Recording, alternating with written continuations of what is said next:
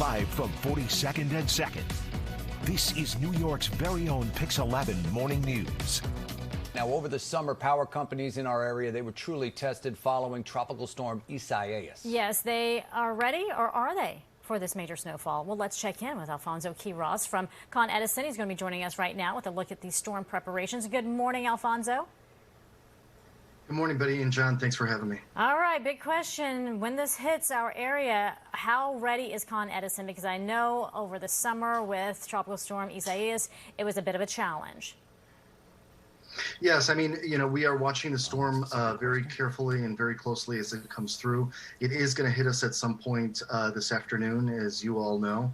What we've done so far is that we have about a little over 200 mutual aid crews from various parts of the country waiting for the storm to arrive and waiting for us to deploy them once outages do occur.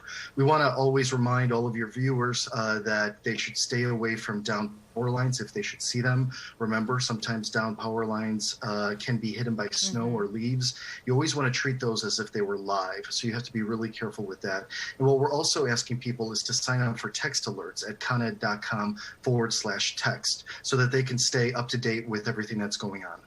Alfonso, there was criticism of the utility companies, to be fair, not just Con Ed, last summer with Isaias.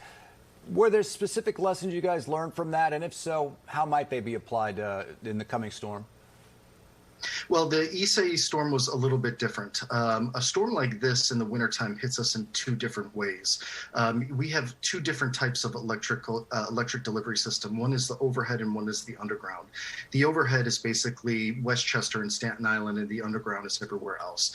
When a storm like this comes through, the wind and the snow can topple on trees, and they could go on power lines, which can cause outages. Now, that creates a little bit more of a problem for us because oftentimes when you're trying to even get to the locations to make repairs, the streets, you don't have access to the streets because there's more debris in there. So we have to make sure that the streets are clear so that we can actually go and make the repairs. The second part of a storm like this that hits us really bad is in the underground system, places, the other parts of the city, Manhattan, Bronx, Queens, other places. Because what happens is that when the snow falls, salt is put down, and then once the snow and salt start to melt into our system, it can start to corrode some of our wires underground, and that can create another outage. We actually don't even call these snowstorms anymore. We call them salt storms. So it hits us in two different ways. First, the overhead, and then in the underground. Okay, but I remember with Isaias, a lot of the problems, and you had mentioned text us, email us, go online. People were trying to do that during those storms, thousands of people, but they were not getting through. The text messages weren't being returned. I personally tried to go online and report an outage. I couldn't even get through the system. So have you made some changes there to make sure that people can contact you when they do lose power? Yes, we have looked at a lot of things that happened in the past storm, as we always do. There's always room for improvement, and we've looked at some of those very specific things and we've improved them. But remember, everybody is prepared until you're punched in the mouth. And that is a little bit what we saw last time. We watched these forecasts pretty close. Even by a little bit, it's a completely different ball game. Even by a little bit, it's a completely different ball game. We're watching very closely the storm as it comes through.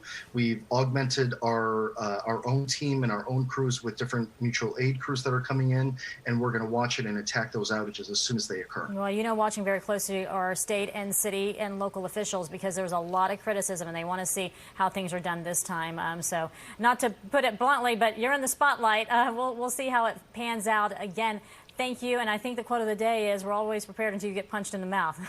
Thank you, Alfonso, for reminding us of that. Thank you. Be safe. You too. We'll be right back.